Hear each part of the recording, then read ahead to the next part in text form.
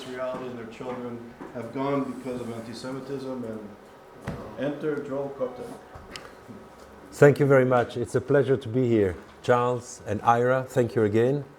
I've been here since the beginning. My English is not so good, so unfortunately, I'm a French speaker, so I will have to speak. I will read my presentation.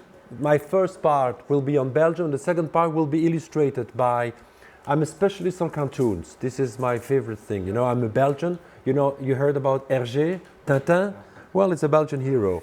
Actually, Tintin, his father, Hergé, was anti-Semitic, but it's not the point today. So I will speak about radical anti-Semitism, radical anti-Zionism in Belgium, and I will start my presentation now. Since 2001, Belgium, my country, like France or Great Britain, witnessed a rise in anti-Semitic incidents, the worst year since 1945. Yet Belgium, like France, has not become the anti-Semitic countries that certain people believe it ought to be denounced as to the rest of the world. Belgian Jews face no real discrimination. Of course, you can have some problem if you would like a Hasid or Be'er Kippah. You could be beaten in Antwerp, for instance, or if you decided to publish a pro-Israeli opinion in a daily like Le Soir or La Libre Belgique. You will be considered as a strange animal. A Zionist in Belgium is a kind of insult. Anti-Semitism as such, I mean traditional anti-Semitism, has even decreased if we consider the mainstream people. In Belgium, Jews are more and more considered as white people, which is strange. Yet, one should be worried at the definitive release of the anti-Semitic speech.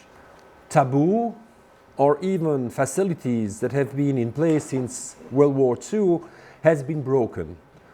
We have in law, a new law against ritual slaughter, for instance, which has been adopted by the three main Belgian parliaments. And I think it's a good indicator of change.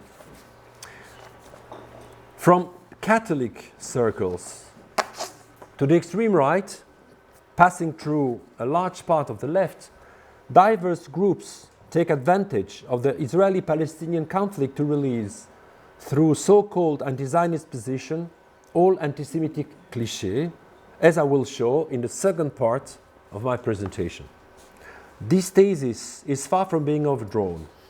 But before I continue my presentation, allow me to make an important point. Anti-Zionism is not necessarily of the order of anti-Semitism, even if the criticism is harsh or unfair. Compare Israel to Nazi Germany is anti-Semitic. Criticizing Netanyahu policy is not.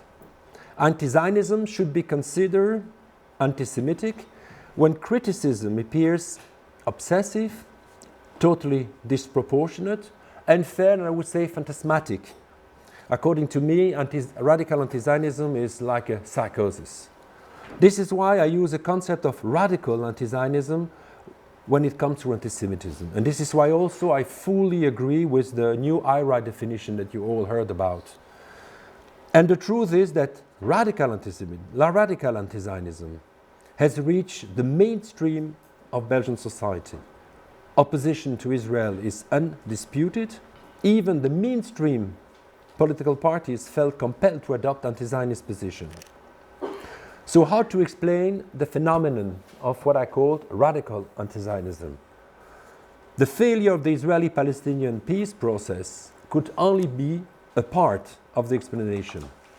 The anti-Israeli passion, because this is a passion, and I can't see another word to describe the current hostility towards the Jewish state, is far too big to be explained only by external factors, such as the conflict itself. Of course, let's assume then the status quo policy of the Israeli government doesn't help at all. Nevertheless, Belgian attitude towards Israel and Zionism seems to be much more influenced by internal factors, and I will present you 7 internal factors. The first one is what I call the Catholic habitus, which gives the Jew the role of the scapegoat and which date back to the Middle Age. The Jew being responsible of the world misfortunes, plague, cholera, infanticide, wars, etc. The myth of the child-killing Jews appearing here central. If one is to believe the principal editorialists of Wallonia, Flanders and Brussels, all the frustration of the Arab world are the result of the non-resolution of the Palestinian question.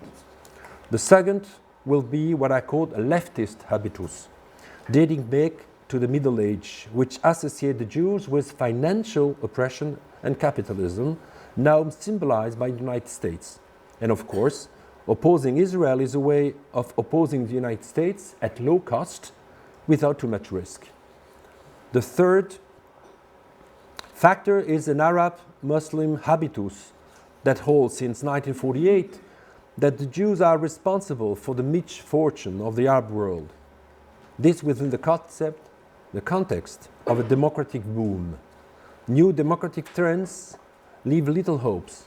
On one side, the decline of the Belgian Jewry, on the other, the formidable dynamism of the communities of Muslim origin, which make up around 25% of the population in the Brussels metropolitan region. Brussels is already the Western capital with the highest percentage of persons from Muslim origin or professing the Muslim religion. Population projections show that about 2030, Islam will be the first religion in Brussels, the capital of Belgium and Europe. Thus, around 25% of Brussels' regional member parliament are originated from the Muslim world, mostly from Morocco. In the Brussels regional parliament, 60% of the socialist MPs are originated from Morocco or Turkey. It is easy to see why the only economic treaty ever denounced by this parliament was the one signed with Israel. Muslim vote is essential for leftist and even Catholic parties.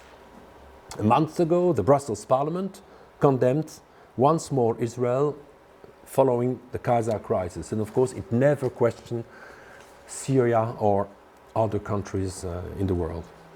Fourth, the new vision or strategy of the progressive left that sees the Muslim as the new oppressed class, as the new wretched of the earth, les nouveaux opprimés de la terre. The Arabs are often presented as the new Jews, Islamophobia as the new anti-Semitism. Actually, the neglect of the working class by the post-war left explained the fact that the vote of the workers went to Donald Trump in the States, to Marine Le Pen in France, and why the working class in Britain supported Brexit. Fifth, a difficult relation with the Holocaust, especially in Flanders, where a certain percentage of nationalists did collaborate with the Nazis. In this context, opposition to Israel is an easy way to forget, to forgive, or to trivialize Flemish collaborationism.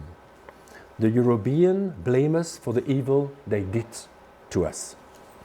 Two other factors that doesn't concern a priori the Jews must be added. Sixth, the difficulties of the Belgians to dealing with their own colonial past. The silence around the violence perpetrated by the Belgian colonizators against the Congolese is astonishing. This amnesia, it's really an amnesia.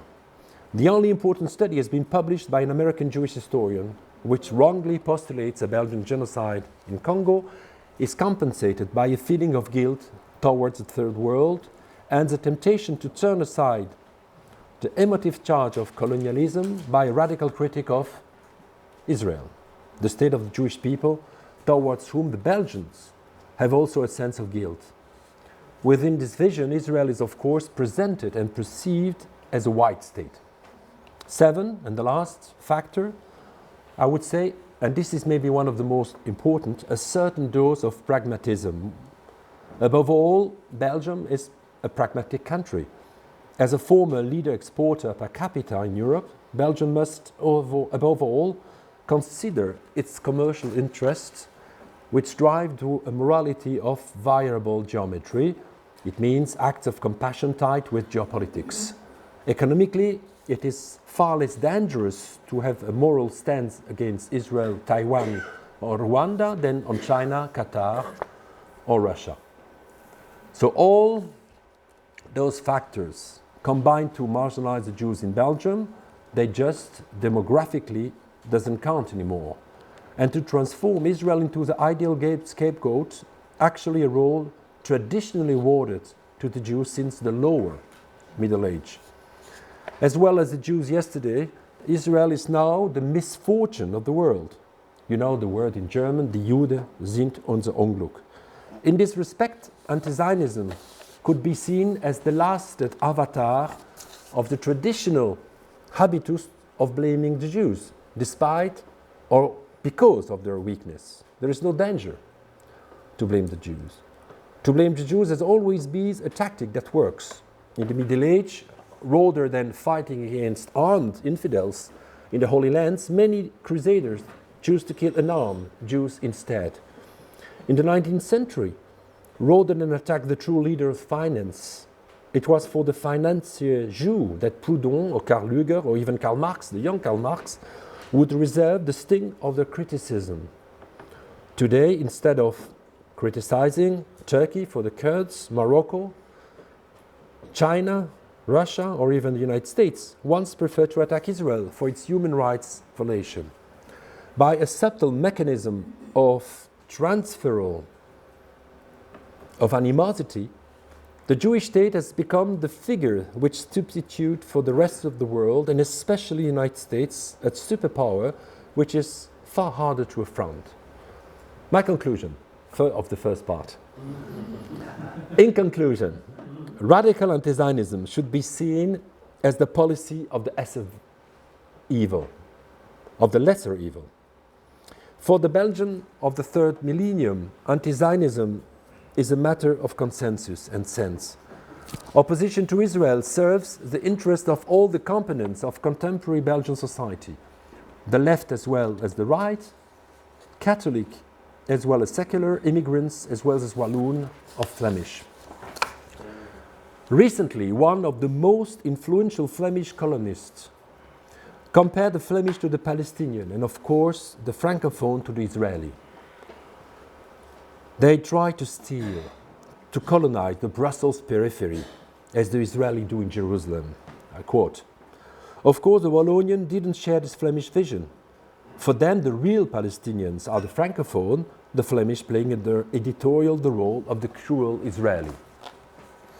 No other conflict commands such attention in Belgian university. BDS groups are more and more active with Belgian campuses. In April 2013, the Fédération des étudiants francophones officially joined the platform Academic Boycott of Israel. In May 2016, more than 250 academics and so many artists signed an appeal of the Palestinian so-called civil society against the politics of occupation led by the Hebrew state. And of course, there are no such boycott of any other university in the world. They demand the complete and constant boycott of all the Israeli cultural and university institutions. In this sense, one should then consider anti-Zionism as a veritable cultural code that acts as a fantastic evidence which serves to express all sorts of purposes. It's a tool for the Belgian to act as a virtuous country in foreign policy. It's a way to rehabilitate those Flemish nationalists who did collaborate with the Nazis. There is a kind of schadenfreude to consider that Israel is now behaving like Nazi. It's a pledge for the integration of New Belgium. As I said, the criticism of Israel or Armenia to attract Turkish votes has become the best way to please the Muslim voters. When I speak about Israel and the Jews, you can speak about Armenia or Socialist Party, which is supposed the most left parties in Belgium, had refused to endorse, Armenian genocide because they were afraid to lose their Turkish votes. The Jews of Belgium are now being victim of what should qualify a pragmatic anti-Semitism or electoral anti-Semitism, a mixture of latent anti-Semitism, and I will say of local interests. Anti-Zionism acts as fantastical evidence which serves all sorts of resentments, failure of integration, worries in the face of globalization, class warfare, and conspiracy theory. Well, a little bit like Ukraine. The Belgian case is interesting, as Charles said, as it may augur for the new place of the Jews in Europe in the third millennium. I would say a marginal place, if not a place of paria.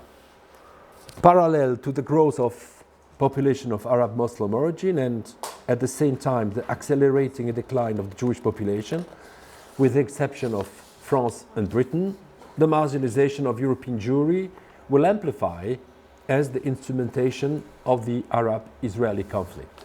So this is the end of my first part. The second part will be less classic, I would say. Thank you. So let's start with the second part. I think I've got time. Can you send this? Of course. Well, why not? Yes, sure. Thanks. So, already, let's wait for the second part. Maybe we'll refuse it. So, in the second part, I will try to express how those ideas are expressed within, I would say, the public mainstream, the cartoons, the expression, demonstration in the streets in Brussels, etc. But I will make you a little bit lecture on what is anti-Semitism, what is, I would say, graphic anti-Semitism. And of course, I've been writing several books on this. And unfortunately, since I would say the last 20 years, we see the return of traditional anti-Semitic vocabulary, especially in comic strip. What I call old myths are the building blocks of the contemporary anti-Semitic discourse. And you know what are the basis of anti-Semitic discourse? The Jews as Judaism as a satanic religion, the Jews as master of the world, especially, very important, the Jews as the deicide, the killer of the Christ, of Jesus, and now of Palestine, and even more important, the blood-sucking vampire. You know, the fact that the Jews, they suck the money and they suck the blood, and they are killing children. And this is really the core of new anti-Semitism, infanticide. You know, that the Israeli soldiers, they want to kill children, and especially babies. So the Jews as the personification of absolute evil, and so we see in today's Arab country the revival of the main accusation that were invented in Western Europe, not in the Arabic countries. So the classic anti-Semitism of Christian anti-Judaism resurrected in the Arab Muslim land. The Jews, for instance, this is an example. This is the Stürmer, you know, the Nazi publication.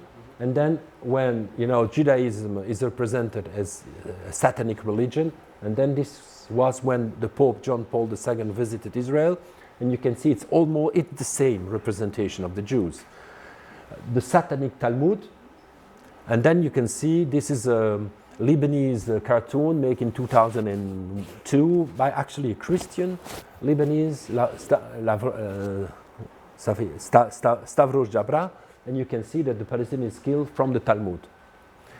Again, the symbol of Judaism, Sharon, and then you can see it was in the year 2000, America dominated by the evil Jew, represented as Hasid, the Jews as master of the world.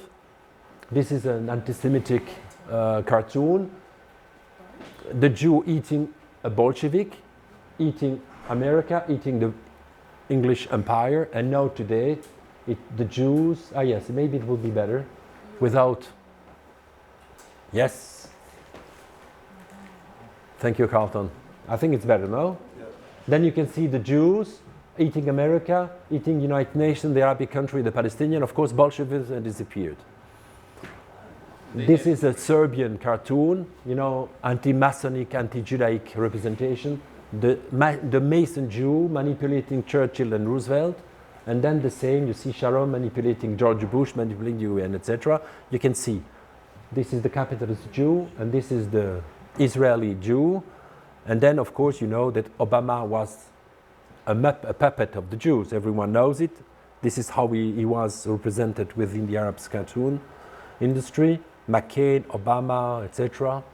And I've got thousands of such a cartoon, etc. The Jews as Christ and nation killer. You can see, and of course, it's not within the Muslim tradition. In the Muslim tradition, Jesus was not killed. He was asked by God. Isa is just a prophet. But now they are integrating anti-Semitic Christian, myth. And this is a Stürmer, when you can see Germany, crucified like, it's semi-pornographic, a beautiful lady actually, and semi-pornographic and semi-anti-Semitic. You can see the evil Jew crucifying Germany, represented as a lady. And then Stavro, this is the main famous Palestinian cartoonist, Bukhari. And then you can see the Israeli soldiers. It's a representation of La Pieta. And of course, you know that Jesus was a Palestinian. He was not a Jew. He was a Palestinian. And she said, Maria, do not kill him twice. And this is a typical, anti-Semitic, Christian anti-Semitic representation. But, since Vatican II, it was, erased finally. Again, the same, etc. Most important, this myth, the blood-sucking vampire, the Jews and ritual murder. So yesterday, you can read it? Well, it's not maybe it shouldn't be in voilà. And then you can trace it in history. It's the massacre of the innocent. The myth about the king's Herods, absurd myth, but it connected the Jews with the killing of children. And of course, it belongs to the, I would say, the collective inconscience of Christianity. And then, of course, ritual murder. The first occurrence is 1144, Norwich, actually England, when the first time the Jews were accused of killing a young child. And this is another case. There were hundreds of cases like this since 1144, and the last case was in Poland, 1946, in Kielce, where Jews were accusing of trying to kill a young Pole. So 1144 till 1946, this has been the central accusation against the Jews. And in Ukraine, there was a famous Bailey's affairs, I think in 1902 or 3, something like this. This is the Trento, 1475 in Italy. And of course, the Pope didn't believe, the Christian authority didn't believe in this, because it's absurd. Kosher food prohibit such a thing by definition, because the Christian believe that the Jews use the blood for the fabrication of the matzah, of the special bread. And of course, the Christian authority knew it was absurd, but they endorsed it. And so all those children were canonized by the Pope, by the Church. And they were all decanonized after Vatican II, all of them. And so this is a famous representation of Quattrocento painting. It's the same little boy. And this is a representation, a Nazi, again the Stürmer. And you can see what is anti-Semitism. It's a projection of what we want to do to the Jews, and we accuse them of what we will do to them. And it's a projection. It's supposed to be self-defense, and they accuse the Jew of Holocaust, because what are the Jews doing? They are trying to kill German children. And it's 1934. And you can see that even if the Nazis were anti-Christian, still you have the Golgotha. And so it's connection to the, I will say, the old Christian representation.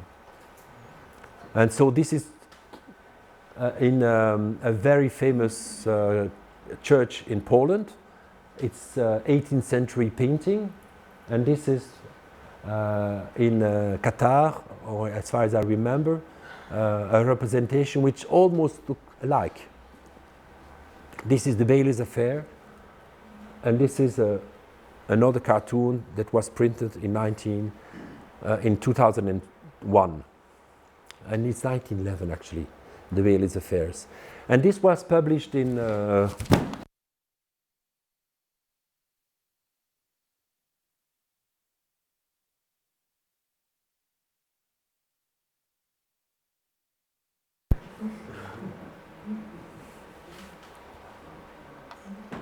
Ça va? Okay, thank you. This is for Al Aram, the most famous Egyptian newspaper. I think it's 1 million copy a day, actually. This is the mainstream Arabic newspaper. It's a state newspaper. What? It's a state newspaper, and you can see it's terrible. you see Israeli people, you know, killing young Palestinians and to drink their blood. You know how disastrous this kind of representation is, and you can find thousands or at least hundreds of those representations. And so, what's happening? Because le plus important, voilà. This was actually a little book which was printed also, I think, in Egypt. Yes, for Ramadan, and it's describing how the Jews are, you know, killing young children for the pleasure. And you can see how the Jews is depicted. It's almost like a Sturmer Jew, is a Sturmer Jew with the Nazi and the Star of David, etc. This is Italian cartoon. Italian. It's the front page of La Defensa della Razza, and then you can see a Lebanese when the Jews are supposed to suck the blood and the water of Lebanon. The Vampire, 1936 Germany, 2003 Palestine. And this is Shaul Mofaz, if you remember. He was Ministry of Defense. Oh, really? Yes, he looks like him. During the night only, not during the day. Of course, during the day he looks like a human being. Against infanticide, this was, you know, how to say, a little, not a cartoon, a dessin animé. How would you say dessin animé? Cartoon? A cartoon specially made for Ramadan, and it's a promotion of a drink invented by Sharon, and it's called Dracula. And Dracula, it's made of Palestinian children blood. But you imagine, of course, the result of such a thing, and I've got hundreds of those. You know, you can see, and it's continued like this. The Israeli being as the ogres, those who tried to kill children, etc. This is terrible too. Palestinian blood, sail, and it looks like, you know, gas chamber, something like this. Again, again, and now the repercussion in the West, because this is the important thing. And so this I just discovered. I don't know if you see it. It's published the 21 of July 2018. You can see a beautiful painting of Jesus, you know, of the cross, and then you see a Palestinian. And then the man wrote, Jesus era Palestino. Jesus was a Palestinian, of course, and it's in Portuguese. I can read Portuguese. And he was killed by the Zionists. It's incredible. And you can see the transcription, you know, today of, you know, old times representation, mythology. And so what I call by a perverse complex mechanism, these anti-Semitism from another age have little by little reappeared amongst us. This is Sharon. He is a bat. Unfortunately, he make a mistake with the canine. The canine should be on the other way. So it's not actually, it's a fake. This is Israel needs your blood, your children's blood. This was made in the United States, not in Arabic countries. This was made in the United States. This also was in a campus in San Francisco, 2002. Made in Israel, Palestinian children blood, and it's slaughter, if you can, because you can see. Charles, yes, a little bit, and it's, look, slaughter according to Jewish rights under American license. So you can see, it's not anti-Zionist, or it's radical anti-Zionism, because, you know, it accuses against Judaism as such. This is the French one, very terrible too. Boucherie Israël, then you can see cervelle d'enfants palestiniens sautés, it means brain, Palestinian, etc. And then everyone is traditional killed according to the Talmud, and etc. And it was killed with sniper and missiles. And you can buy those Palestinian brain with your ticket restaurant, of course. Aye. This is sabotage. No, I'm sorry. I think it's just to. It's a Zionist conspiracy. It's a Zionist conspiracy. It's okay? Yeah, I think you turned it off. No, it's flashy. Exactly. It's okay, it's good. Okay, it's going up. I've got few more. No, wait. My English is not good. It will take a second.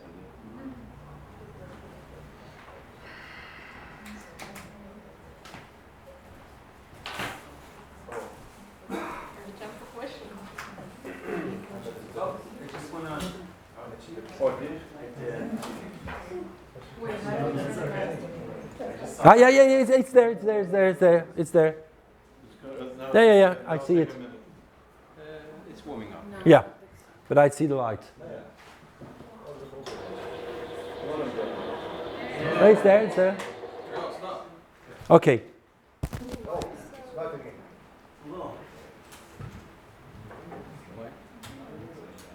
I think it's too high. Just one book less, maybe. Yeah, I think. One what? Okay. One book out. One book less, yeah, careful. Yeah. Voilà. Okay. Sorry. Thank you. So this is from Le Monde. If you know, of course, the famous Le Monde, the equivalent of the New Yorker, and this was published in Elie Barnavi, who was a former ambassador of Israel in Paris, and is a left winger. Well, he was infuriated with this, of course, with this cartoon, because of course you can see an Israeli snipers killing children. Again, why? The only army in the world killing children are the Israeli. No other army in the world. It means especially not the Syrians. Oh, I don't know why. This is Carlo Latouf. He is a very famous Brazilian, maybe the most famous altermondialist cartoonist, and he makes a specialty of doing anti-Israeli, radical anti-Semitic, anti-Zionist cartoons, and this is supposed to be an Israeli, jet, the same, It's written here, but you can't see. Yes, it's written there. The Americans in Vietnam, they were born to kill. The Israeli soldiers are born to kill children. It's not the same. So, why? The only way to understand it is through history. If you know that ritual murder, if you know that infanticide is anti-Semitic, And this was in the United States. Very strange.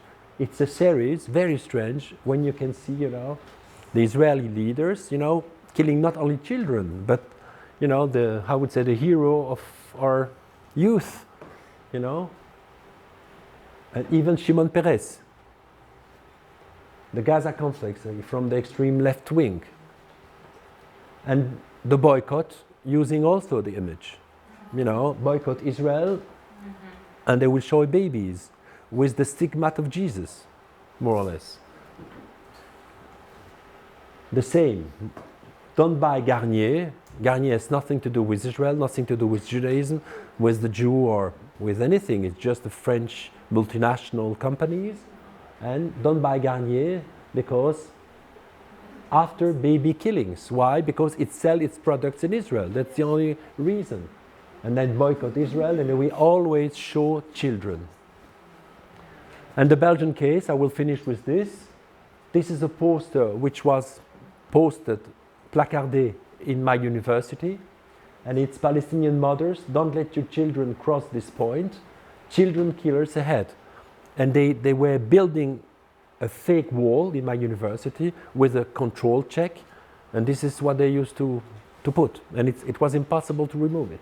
For 3 days, we had to support it. For me, it was good because I make a picture of it, so I can show it to you. But this is the only good thing. This is also to show, this is every 3 years, we have a national poet. And I don't know where it was in 2014. Charles Ducal became our national poet. And Charles Ducal is famous because he wrote a poem on Auschwitz. But it's not on Auschwitz. It's a poem on Palestine being Auschwitz. And it's incredible. This man was named National Poet of Belgium after,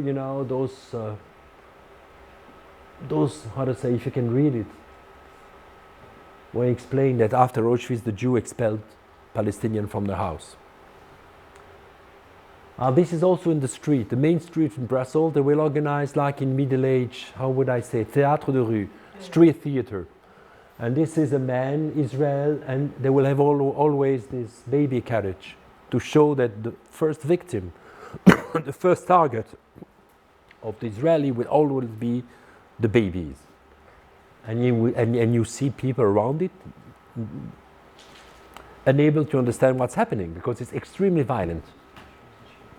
This is the national, I would say, campaign against Israel, and it was the posters after, one of the Gaza wars.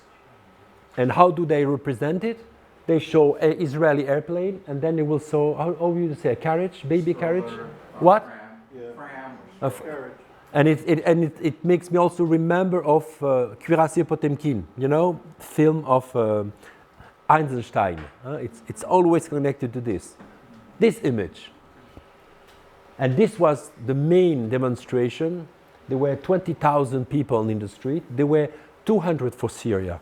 There were 50 for the Kurds and the Yazidi. 20,000 for the Palestinian. And how do they represent? It's always, dolls with blood. And all parties were represented, from the right to the extreme left. This is an also thing, you can see Gaza, everyone is guilty and against the carriage. And then you can see this is the target, of course, that Israeli are, This, you heard about the famous Iranian competition about the Holocaust. And Belgium was lucky. We won one of the prize, and we were very happy. In Belgium, we won one of the prize. And the Belgians in Flanders, they were so happy that they named this man cultural ambassador of his town, because he won an international prize with these pictures. Special prize to the second Holocaust cartoon contest, and he was named ambassador in Flanders. We tried to explain that it was terrible. Nobody understood us. They couldn't understand us. It was worthless. This is the most terrible. This man is very famous. He's a French cartoonist called Zenon. He is connected to Dieudonné or to, Dieudonné or Alain Soral. Extreme left, extreme rightist, but coming from the Communist Party. It's really, I would say, the new anti-Semite. Pro-Palestinian, pro-Putin, and anti-Israeli. And of course, this is, Auschwitz, Birkenau, 6 million, it's the fake. And what is funny, I spoke about the Socialist Party in Belgium. The Socialist Party in Belgium chose to organize a talk, a conference about why can't we talk peacefully about Zionism? And they choose one of Zenon, cartoon to illustrate the conference. And this cartoon is anti-Semitic because it shows that, the Satan Israeli, who is only interested in Holocaust and not on the other, I would say, victim of other genocide, ethnocide, whatsoever. This time I succeed thanks to my newspaper, and this conference was cancelled. And it was organized by the Socialist Party of Molenbeek. You heard about Molenbeek? So it was before the attempt. How do they know Molenbeek? Molenbeek, this is where all the terrorists arise, the terrorists in the different attacks in Belgium and France, in Paris especially. And this is newspaper. It's also in the main newspaper. This is, the kind of pictures they will select to illustrate the wars between Israel and Gaza. And I've made a survey. When they want to illustrate other conflicts like Syria or whatever, they will never show, dead body. They will refrain. They will be very cautious, but not for Israeli conflict. And of course, it reminds me other things. And the same with this. And this is very strong. Catholic newspaper. And this is La Pieta. Again, it's so obvious. And I've seen the chief redactor. And the chief redactor was very astonishing. He means, I didn't know it. What it was, we selected like this because it was beautiful. It's a beautiful picture, it's true. It's a beautiful picture. But it would remind us, very harsh moment of the past. And voilà. I stop here and I thank you. Yeah. I've got more things. You got more? No, so go ahead. We have time. No. No, we have time. Yeah? Yeah. So the only innovation, I would say, it's the use of Holocaust against Israel. And you can see, this is the new innovation in contemporary, I would say, cartoon industry. And also the fact that, well, we didn't help the Jews, but finally, maybe we were right, because they are doing what the Nazis did, they are doing to the Palestinians what, the Nazis did to them. So it's, as I said, it's the famous Schadenfreude. And this is again, what you can see. And the case of Greece, it was very interesting, but it was Greece before. Now it's a little bit changing, but not really. Don't forget that Greece, they didn't witness Vatican II, Orthodox Church. They haven't discussed anti-Semitism like the Catholic did. So they still have very strange look. This is Arafat, 2002. Arafat being and look behind is, you can see, the gas chamber of Auschwitz-Birkenau. The worst, I would say, example of anti-Semitic, radical anti-Zionism is, I would say, in Greece cartoon industry. This is terrible. Don't be afraid, my friend. It means afterward, we just do the same that what has been doing in Auschwitz and Dachau. So it's absolutely terrible. And this is, every time, this is Stavros and Statis. Every time there will be a discussion between an Israeli and an American soldier, there will be a Nazi, but of course a skeleton Nazi, commenting what they say. And this is at last completed thing, as we killed the Jews then, now the Israelis are killing the memory of the killed. Warsaw Ghetto 1944, of course in 1943, but you won't expect from anti-Semite to know history, of course. And again, Holocaust, this is the ghetto, the young child, you remember, and the picture is there. And it's the same today in Gaza, in Palestine, etc. This is an Austrian cartoon, and this is taken from, in Norway, from the Schindler List, if you remember, etc. And this is another famous competition, because there are many competitions. This is an Iranian competition, but not on Holocaust, on Zionism. And this is several examples. It's very funny. It's an Indonesian cartoon there. And, well, Hitler, but we don't see very well, unfortunately. C'est un peu trouble. Maybe we can, I think it's not center right. I think try to see the focus. Well, oui. It's a little bit better. Not really. So, look, 1942, and how he write now, with a K. And so, the Jews were already satanic, but it was a small Satan. And now, of course, today, it's a big Satan trying, to kill the Arabs, etc. Then you see, oh my God, and it's the devil reading, or the death reading, a history of Israel, of Zionism, etc. It's the same competition. This was made by a Belgian, actually, and I succeed to, I discussed with him, and now he changed his mind. He won't do such a thing. And this is Auschwitz-Birkenau dressed as a Hasid. This is a Brazilian, and it's called Holocaust, and you see Palestinian. This one is very good, actually. It's an American cartoonist. Instead of Hollywood, it's Holocaust. And this is another Brazilian. You can see, of course. This also you've seen. No. Ah, no, I make a mistake. Ah, oui. No, let's stop here. So open Yeah. questions.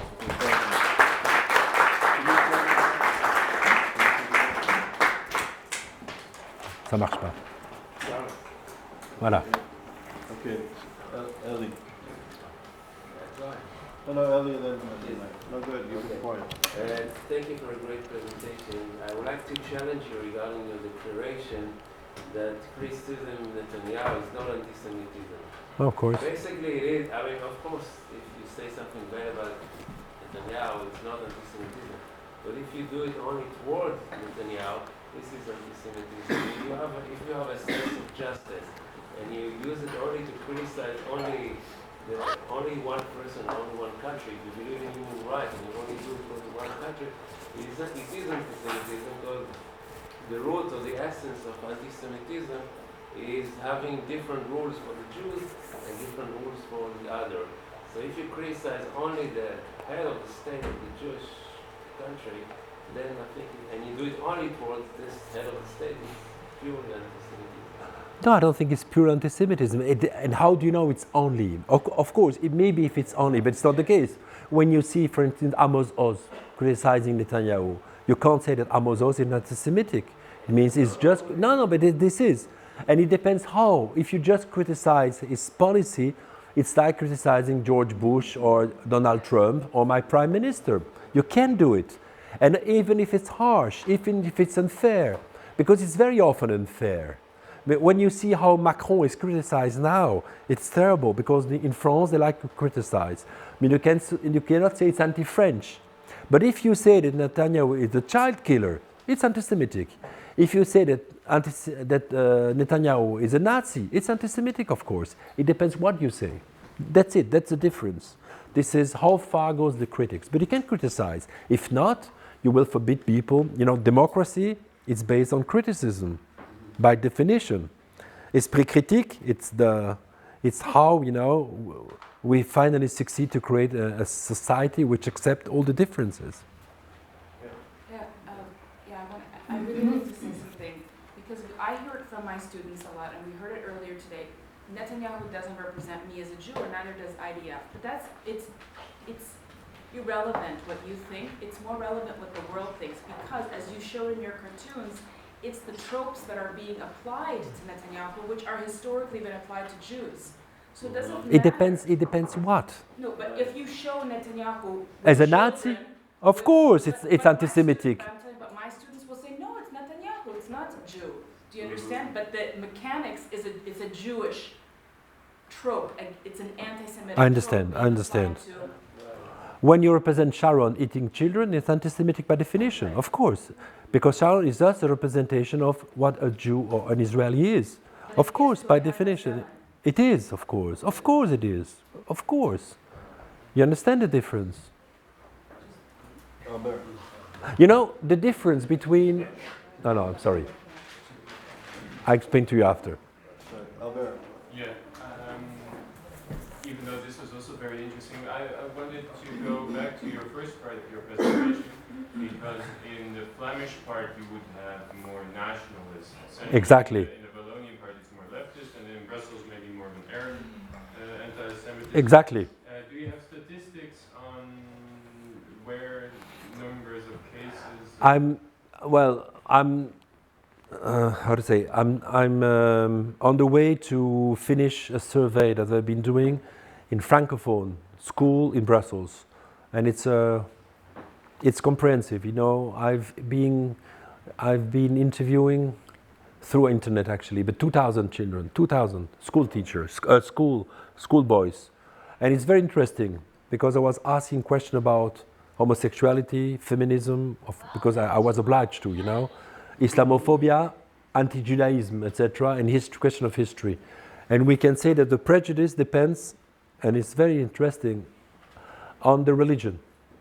And so it means that the most prejudice will be within the Muslim people. And actually, 48 people of my, échantillon, of my sample were Muslim. 48%. So it's the 2 last years of secondary school. So now it's 25%, but in 2030 it's going to be more because they make more children. So, and they had 3 times more homophobic and anti-Semitic prejudices than I would say secular people. So the less secular, then Catholic, and then Muslim. And this is, and it's not manipulating because it's really, I interview, as I said, 2,000. We have, 117 schools, and I interview 30% of those schools, Catholic, secular, whatsoever, and this is the results. Maybe next year I will present it, but it needs a lot of work, but the results are already there. And for instance, 30% believe that Gaza is worse than Auschwitz. And it will be like 58% of Muslims will believe that Gaza is worse than Auschwitz, and Aleppo too, actually. And I was working also on genocide, my specialty. So I was asking question about the Tutsi genocide.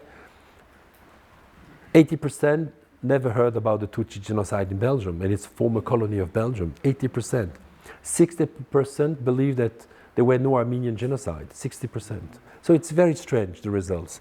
So it means no history anymore. That's the main problem. They do not nothing. And I was asking question if Hitler was a nationalist leader, and 50% believe that Hitler was a nationalist leader, just a nationalist leader. And maybe in the Flemish part, is it? It was made actually 5 years before, and we have the same results, almost the same results. I did it for Brussels, and El Chardus did it 5 years ago for Flanders, and we have the same results. It was very much criticized because people doesn't like this kind of results. Because when I was asking the main foundation, they say, and what will happen if the result will be wrong? It means wrong. It means it will show that prejudice exists within the Arabic population. And I say it's going to be like this. So they refuse to pay.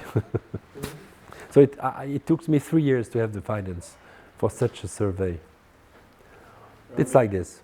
I just want to make a clarification about your point. In Arab Muslim world, it doesn't work like that. Our president is not representative as no.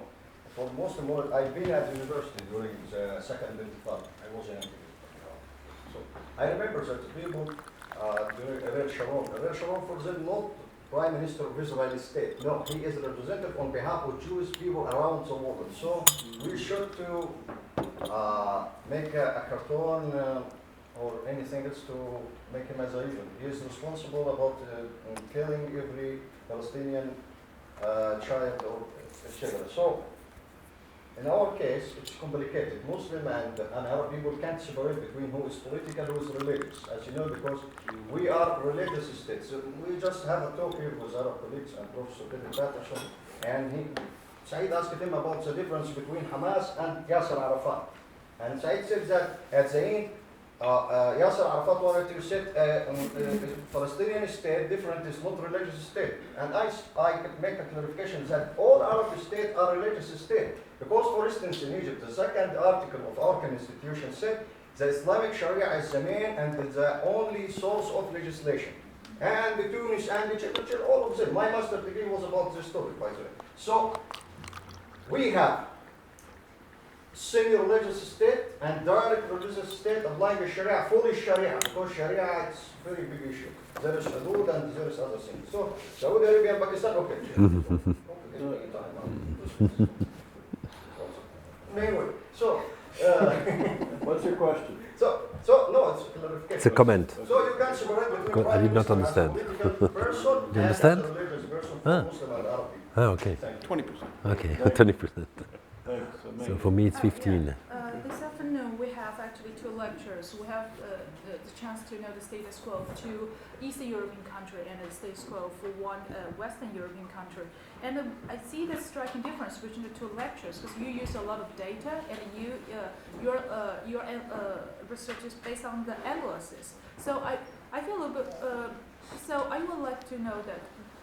Can you also provide some data? Because you listed kindly the 7 reasons, and can you also tell us the dominant reasons for the anti-Semitism in Belgium, and if Belgium's case can be representative for the anti-Semitism in the current West European countries? And concerning the data part, because I didn't have the chance to ask you, the data that you provided us, how did you conduct all this survey? I mean, you mentioned about Facebook, but it's important to know how you do that. You do that on Facebook or on the streets, and because the group will be totally different, and how large the sample is. So I'm sorry, I feel worried if there's no data, and even there's data, I still feel a little bit worried. So I want to know how I did that. Thank you. Not everything was done by me. So I can show data, but it was not, how to say, the purpose, because actually as he said, Charles said, I'm writing every year the report for the institute in Tel Aviv. So I'm how to say, convulsing the data, etc. So what I can say, but it's not here, it's not, I can't, what is important to remember, it's the same in France, that there are 10% less Jews and Muslims, and I would say around 40% of the racist acts concern Jews in Belgium and in France. So this is important. And let's say in France, there were, I think, 13 Jews killed because they were Jews, and this is the reality in France. So, and this is the reality in Belgium, even if we had only 3 persons killed in the Jewish Museum. So the reality is that despite the Jews are a very tiny minority, it's targeted.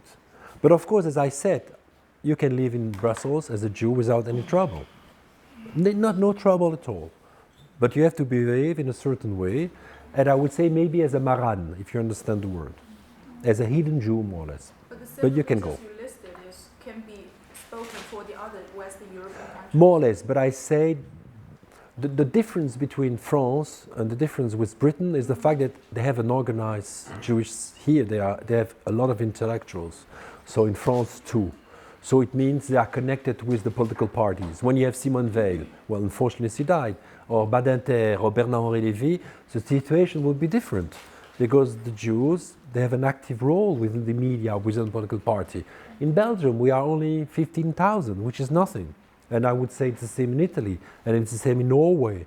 It's the same, the Holocaust, destroyed Jewish diaspora. And only France and Britain, I think, they will be able to, more or less, to fight against those false representation. Because my students, because I'm giving a lecture on anti-Semitism to my students, after, I would say, 13 hours of lectures, I succeed to change the opinion only, I would say, of 40% of my students. The rest, they don't care, or they still have prejudices. But conspirationism is the most important thing. Many of my students believe, for instance, that, how to say, the little, in America, the extraterrestre in Arizona. UFOs. Yes, Martians.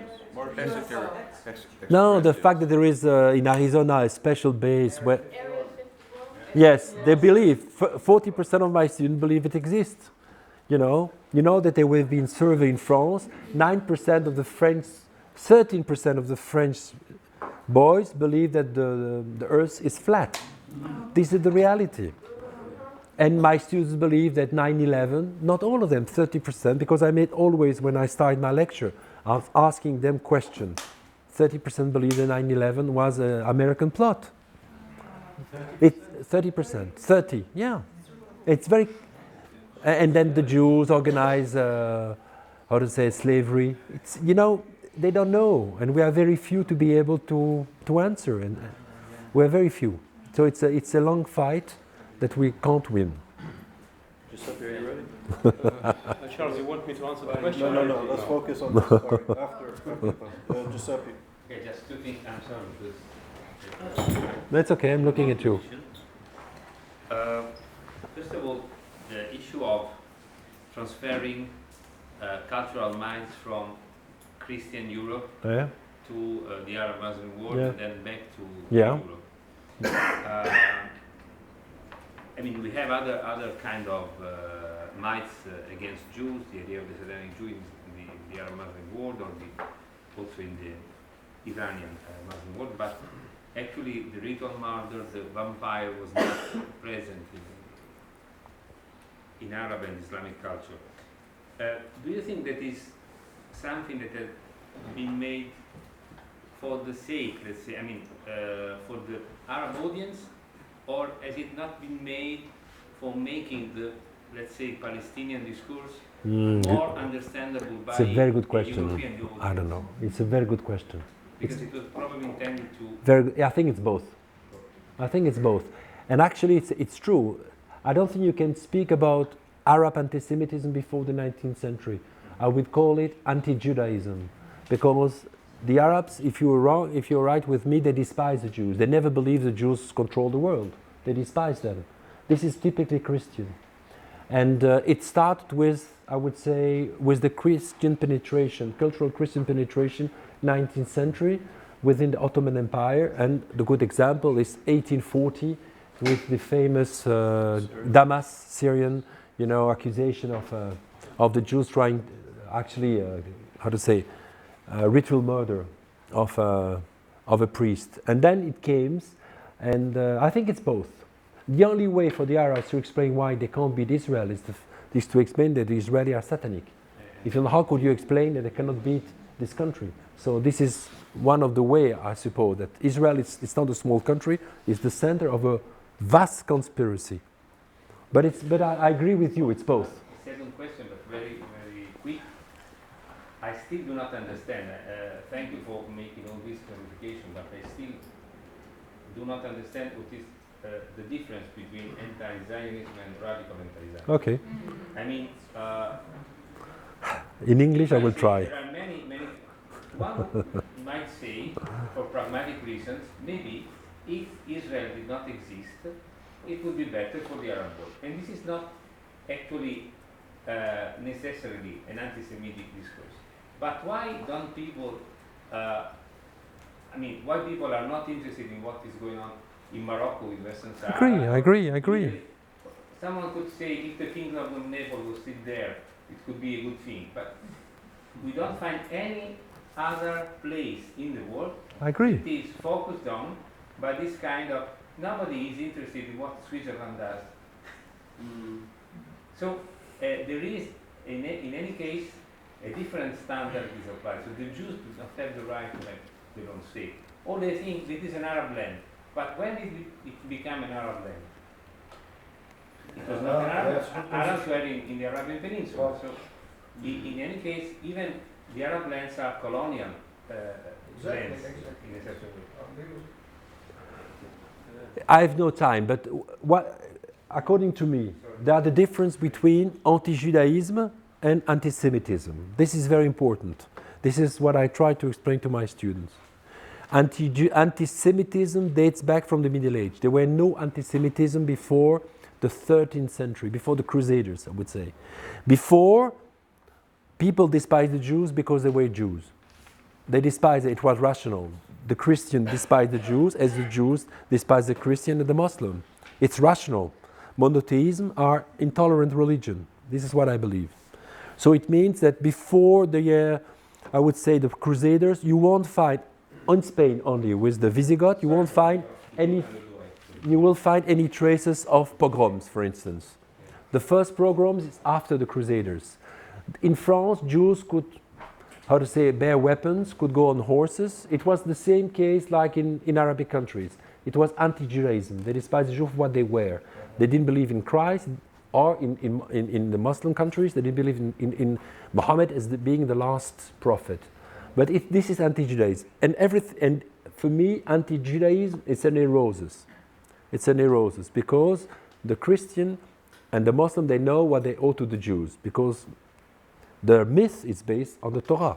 So this is the trouble. That's why they invented falsification for the Arabs theology, which means that the Torah, it's a fake. The real Torah say that all the prophets were already Muslim. And that's why the Christian invented theology of substitution. It means that the real Israel is it's the Christ. The real Israel is the church.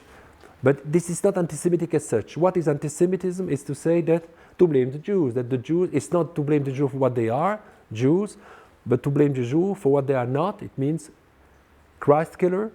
This is already the anti-Semitic, responsible of plague, responsible of disaster. You heard about Iran, that Iranis criticized Israel because they were supposed to play with clouds. There are no rains in Iran because of the clouds. This is typically anti-Semitism, to blame the Jews for what went wrong. And this is 13th century. It's only in 13th century that Jews were accused of desecrating the Holy Host, not before, of killing children, not before, responsible of plague, not before, of pest, not before. And this is le basculement, I would say. And this is a psychosis. You know the difference? Anti-Judaism is a neurosis. You can cure from a neurosis. According to me, you cannot cure from a psychosis. You cannot cure from radical anti-Zionism and anti-Semitism. Because how would you convince someone that the Jews didn't kill children for the matzah? It's so absurd. It's impossible. How would you convince people that the Jews are not responsible of black slavery and there were no Jews in Spain, in Portugal, in Britain, in France. It's so easy. It takes 2 minutes to explain, and still they believe Dieudonné, who said that the Jews invented, slavery. This is so difficult, and this is a neurosis. And it's the same. For me, anti-Zionism is a neurosis, and so you can try to explain. People, they don't know. It's ignorance. You can say 1948, the Jews accepted the creation in 1947 on an Arab state. It's the Arabs who invaded Israel, and maybe you can win. And I've won some battle. You can win against, anti-Zionism because it's based on, ignorance. But with a radical, you cannot win, because they believe that if sharks are killing tourists in Egypt, it's because the Mossad trained the sharks to kill German tourists. It's impossible. Professor Mordechai Kibar told me, and I joke about that, he told me that one day he hosted him in Arabic channel, I can't remember now. I told him there is a controversy from Israeli side, they bring sharks into Sharm el-Sheikh to hunt the tourists and damage the Egyptian economy. He asked the host, what is the color of eyes those people who hunted by shark? He told maybe brown, maybe green. He said no, the Israeli shark only hunted the people with blue colors. It's not our one. It's true. I would like to go back to your overview regarding the 7 factors. Yes. Because you were mentioning, I think the second point was left habitus. Yes. And the fourth point was progressive left. Exactly. Yes. And I would like to ask you if a differentiation in that context is really... one is pragmatic, l'autre is historical. Excuse me? One is pragmatic, to have the votes. Right. In Molenbeek, I'm living in Schaerbeek, and in Schaerbeek, I would say 40% of the population is Turks. And so all the political parties would choose, young Turks for candidates, but people who denies the Armenian genocide, because it's like this, to get the votes. Right, but left anti-Semitism is so much more than that, isn't it? No, but this is electoralism. And the rest is what I call an habitus. It's an habitus we dates back from Middle Age, and it's called a popular antisemitism. In the Middle Age, after the Crusaders, anti-Semitism came from below. It was the poor people who believed that they were oppressed by the Jews, who were killing in the Rhine. When they were going down the Rhine, they were killing, I think, 20,000 Jews. And, the princes, they tried to defend their Jews. But it was the priest, it was, people, who excited the population against the Jews. This is popular anti-Semitism. And it's, Nierenberg wrote a book on this, to write about the fact that it could be from down, not from the top. And the fact that the Jews are connected with money, with usury. And this dates back from the Middle Age and revival in 19th century with Proudhon, Karl Marx, Bakunin, despite the fact that 90% of the Jews were poor. But they only saw Rothschild as a personification of the Jews. But Rothschild was, And the second question would refer to the observation regarding the historical, like the colonial past of Belgium. Mm-hmm. Is it like an accepted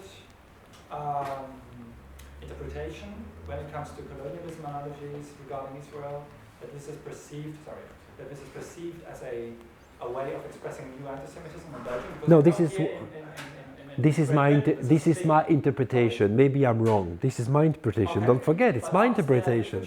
What? Is there literature? Of course not. No, of course not. No. Okay. No. No. Good question. I also want to ask about Belgium. What is missing from your presentation is a bit of a context. I don't have the context, so if you can elaborate a bit. Belgium, we all know, is divided, generally speaking, to 3 parts. There's the Flemish part, there's the Walloon part, and there's Brussels. And also a German part, actually. Okay, so 4 parts. What I'm interested to know is whether there is any special characteristics about this newspaper that you showed us. Are they specialized? Are they cartoons like Charlie Hebdo? Is it only Israel that they attack, or they attack also Muslims? What's the reaction? For my visitation in Belgium, and I'm a frequent visitor to Belgium, the Catholics tend to be very good friends of Israel. Is there any public reaction? What's going on? What is the... What do you mean the Catholics are very good friends of Israel? Well, this is my limited experience. So when such things happen, they don't like it. They write to me. They But you know, complain. one of the pictures that I show you representing, you know, La Pietà, it was in the main Catholic newspaper, Okay, so that's for what I want instance. to know. And in my, I'm working also in the parliament actually, because I have 2 jobs. I'm divorced, so you have 2 jobs. So You want to say that a woman is one job, so no, you need 2 jobs for the 2 women. You know, that's the difference. And so I'm working in the parliament, and the Catholic Party vote against Israel within, you I know, know that. they know. vote. I'm talking about the They are followers. academia. They're followers. Yeah, yeah. So is there In- any particular, isn't there any characteristic that you could say about this newspaper, or they cross across all of the newspapers in Belgium? Yes, but it's subtle. You know, it's not like they will. There is a difference between what I show. My cartoons about the Arabic world, I've got hundreds, thousands of them in my computer, so it's current. The cartoon I show about Belgium, it's very rare. It's like the relents, you know, how would you say? The okay, you know, it's not common, but it comes. You understand what I mean? It's not from time to time it will come like this, like an eruption, and it shows us where it comes. It's an expression, I would say, of the tradition, and you won't find the equivalent of any other conflicts. What's No, what's the public reaction to that?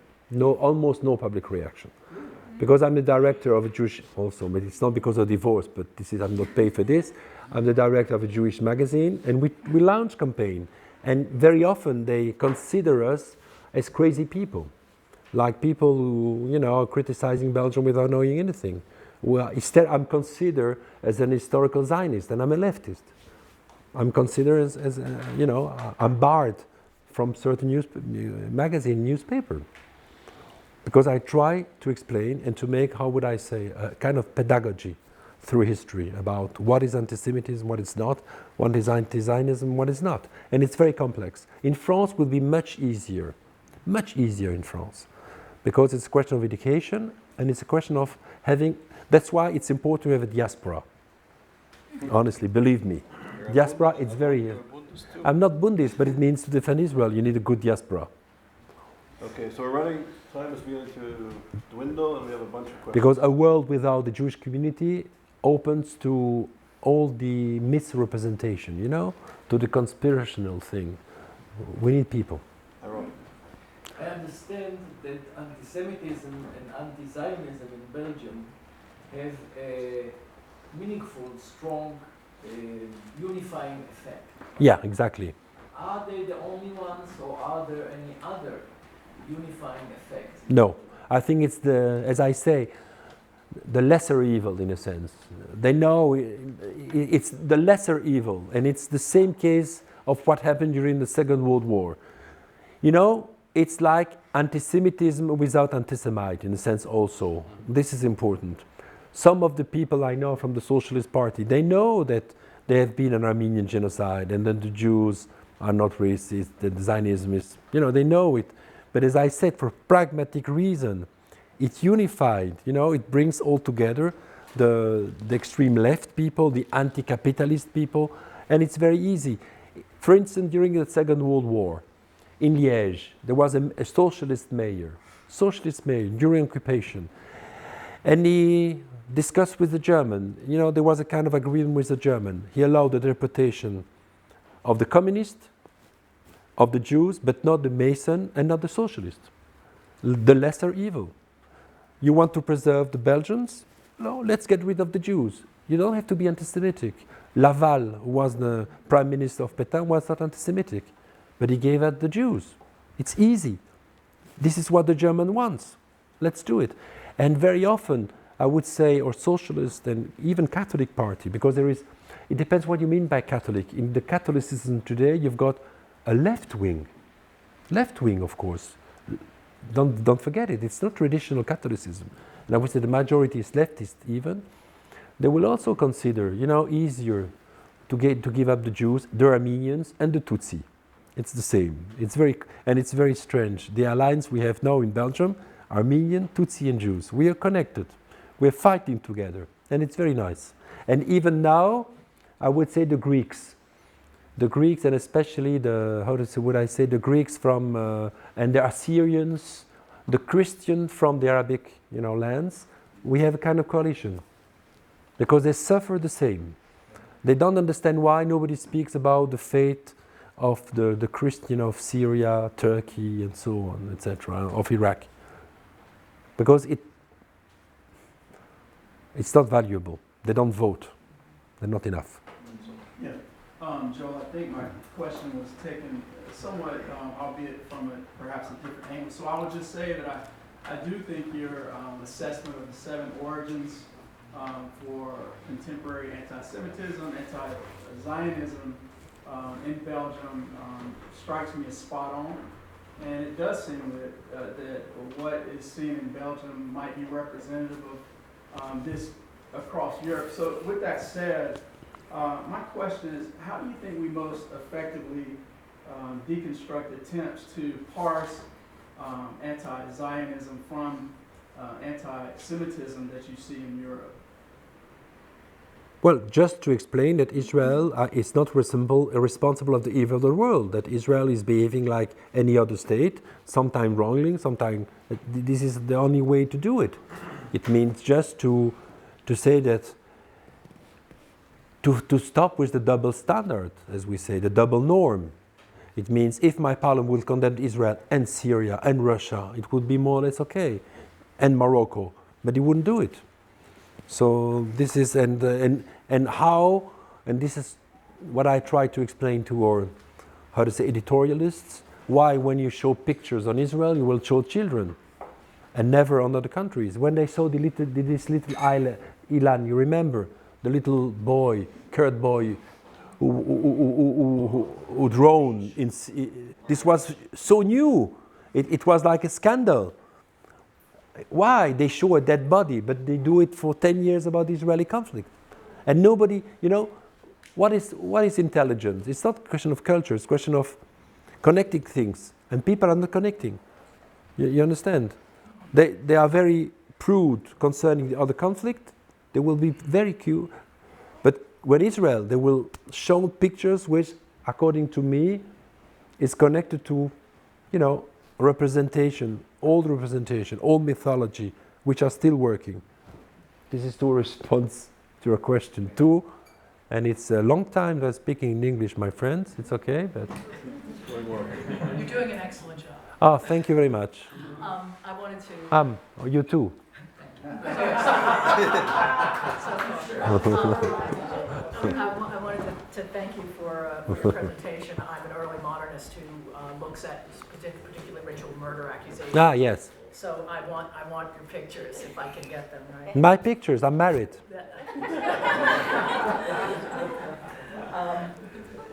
A couple of things, and then I want to end with a connection to what Ansel said. I think you're absolutely right, and to see the Crusades as a watershed moment. Absolutely. But it is important, I think, also to note that the ground was laid before that to some degree by church councils exactly. and canon law. I agree. And one of the things that they were quite express about that helps, I think, to understand the nature of anti-Semitism and how it was occasionally has been dismantled is that they tried to prevent contact. Right? It's true. Jews and Christians could it's not true. eat together. It's Jews true. could not have Christian service. Exactly. So they try to prevent contact. But this is anti-Judaism. Right. It's not anti-Semitism. Right. But I agree with you. But I think I agree. The combination of a lack of contact and a malevolent ideology together create a horrible combination. And where we have seen some departure, like in France after the French Revolution, it came as a result of the opposite. There was contact, and there was a different ideology, at least attempted such. The other thing about the conspiracy theories and people's propensity, this is a minor point about that, but I think, isn't it true that people find magic a lot more appealing. Absolutely. Because it's easy. Of course. Right? Magic is easy. You can make it La up. pensée, It's magic thought. Right. Of course. And then as Of you were course. speaking and as others were speaking, I thought to No, but- myself that I wanted my own litmus test for this distinction. What would I think was a distinction between criticism of Israel and radical anti-Zionism that is anti-Semitic? And I came up with several things. Mhm. One, if it traffics in anti-Semitic stereotypes. Mm-hmm. Exactly. Two, if it collectivizes or generalizes. All Israelis do this, Israel is like that. Okay. Three, if it holds Israel to a different standard. Exactly. Fourth, if it's obsessive about Israel. Exactly. There's an obsessive interest Exactly. in Israel, particularly as the antithesis of human rights. Exactly. Concern of human rights. And then the last one I put was conspiracy mongering. Exactly. So that was my list. How do you? It's perfect. I fully fully agree. But IRA definition exactly. You distribute the IRA definition. No, you should distribute. With students, I think that's very. But if you see exactly what you say, maybe if I come next year, maybe I should explain my history of anti-Semitism, and I would agree with you because according to me, deicide the fact Judah is anti-Semitic. You know, they invent or they push on a figures called Judah, the Jew who betrayed Jesus. But everyone was Jew. Everyone was Jew. Marie Madeleine was Jew. Pierre was Jew. Everyone was Jew. But it's the Romans who killed. And I've got a very good image who shows the fact it was a marketing problem because the Christians, they had to convert the Romans because the Romans were pagans. They couldn't say to the Romans, hey guys, you kill our God.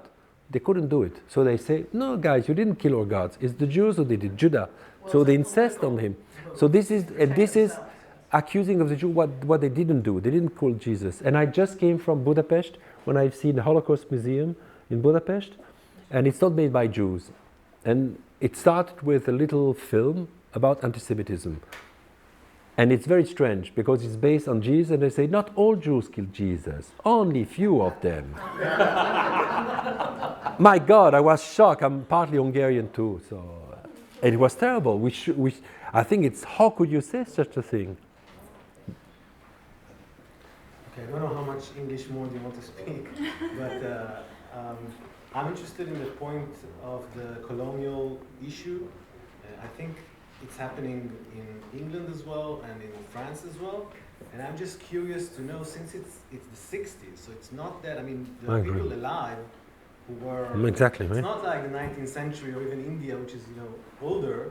So there's no, I'm just curious to know, there's no discussion or they teach it in schools or there's like documentaries, It's starting now. For instance, they're just renovating a very nice Tervuren museum on Congo. They're just renovating it. It was 2 weeks ago. We have Patrice Lumumba Square. It's only 3 weeks ago. So it's starting, but it was very slow process. Very slow process. And usually when we speak about the Holocaust, we speak about Vichy. We didn't speak about Belgian collaboration. You know, they only acknowledge the collaboration of the Belgian authority. They do. In France, they do a lot of work. Please. France is a leader in memory of Holocaust. Jacques Chirac is true, it's late. It's 1995. Belgium is 2013. Finally, they accept the fact that Belgium did collaborate with the Nazis. And when we speak about colonization, in Belgium, we speak about Algeria conflict. Not about Congo. It's very strange. It's a kind of amnesia. It's changing because we have a lot of immigration from Africa and actually supported by the Catholics. And it's coming. It's coming up. And it's going to cure Belgian society. But it's very complex attitude. It's easier to speak about Israel colonialism than Belgian colonialism. But in France, they do a lot of work. Honestly, I'm more and more pro-French. In history, it means. Memory. No, it's finished. Thank you very much. Thank you, Joel.